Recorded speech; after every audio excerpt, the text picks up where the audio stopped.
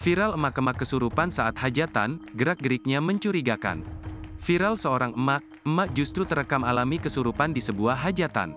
Tampak dari video yang tersebut, emak tersebut sampai harus dijaga oleh warga agar tak melakukan aksi berbahaya.